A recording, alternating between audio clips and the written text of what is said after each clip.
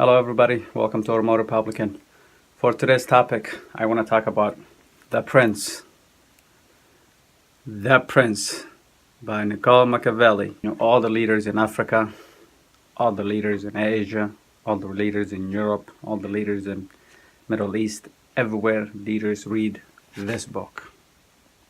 This is the best political literature ever written, and I'm going to prove how Menelik, Haile Selassie, and Malasa, they all read this book, and I can prove it. Now check this out. Chapter 5, concerning the ways to govern cities or principalities which lived under their own laws before they were annexed. Here the prince advises how to take over a country and principalities.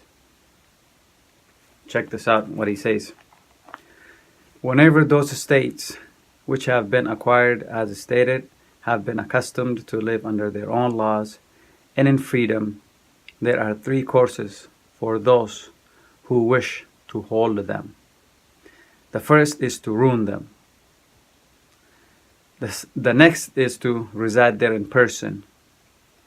The third is to permit them to live under their own laws, drawing a tribute and establishing within it oligarchy which will keep it friendly to you.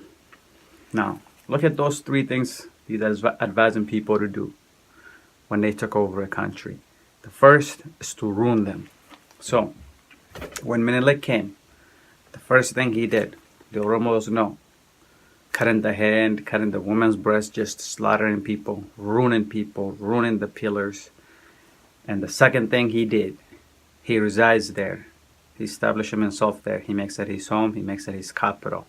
So he took it over successfully.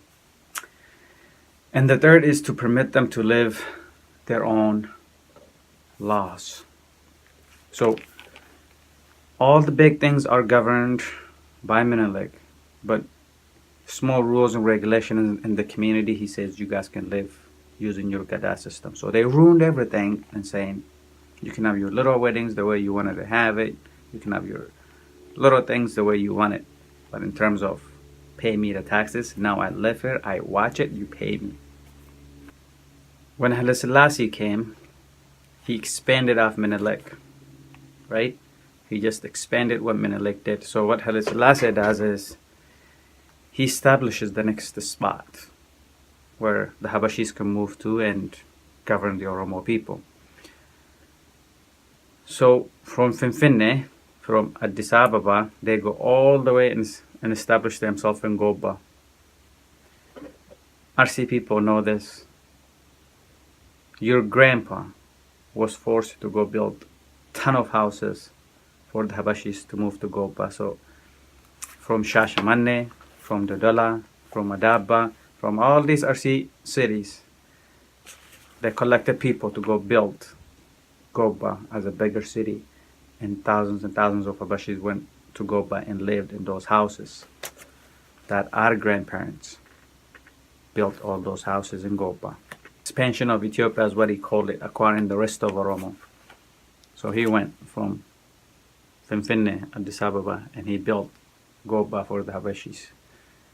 Goba dominated by Habashi.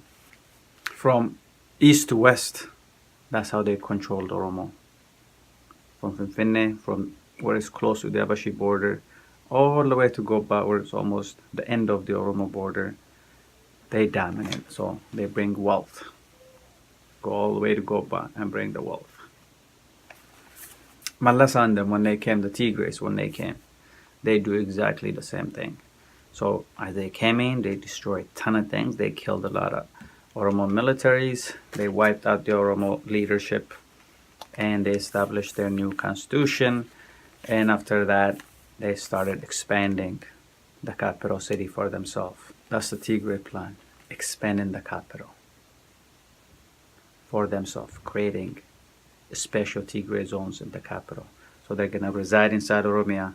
That's the only way to control. If you don't reside there, according to the prince's advice, if you don't reside there, the people will never fully collect the taxes and the wealth off of themselves and hand it to you. So you got to physically be there and do the dirty job for yourself, is the advice here. Other than that, the people of the land, the free people of the land, are not just going to give you their wealth and resources.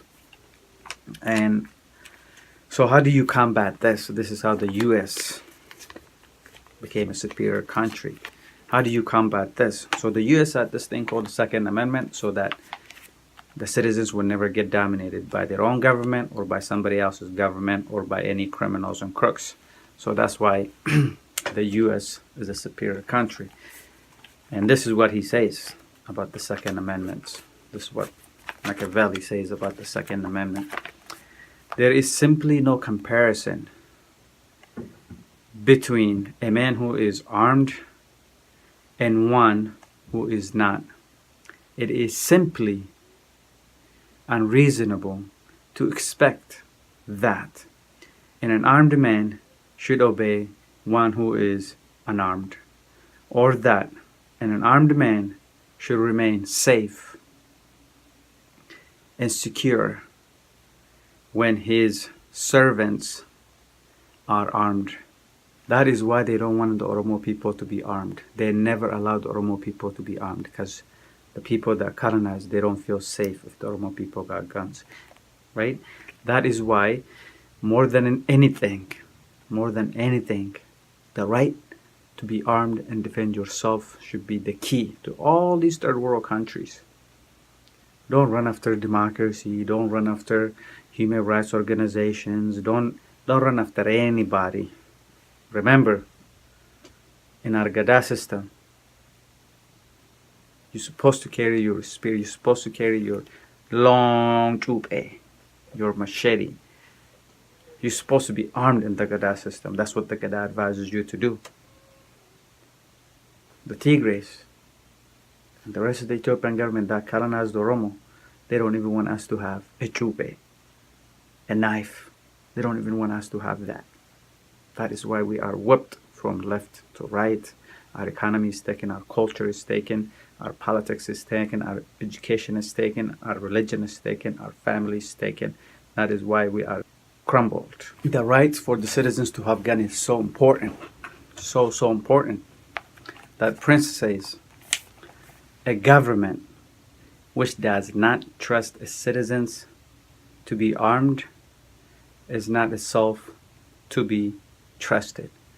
Oromos, if the TPLF, the crooked Ethiopian government, doesn't allow us to be armed, if they constantly disarm us, we don't trust them. We should never ever trust the government that does not allow us to be armed. That's the government not to be trusted. And this goes the same for the rest, the third world country, because you have not realized this yet. This is 500 plus years old, and still the best political literature everybody reads. You don't want that to happen to you, folks. You want to free yourself for real. So get on this. Get on Second Amendments. Don't be cheated. Thank you so much.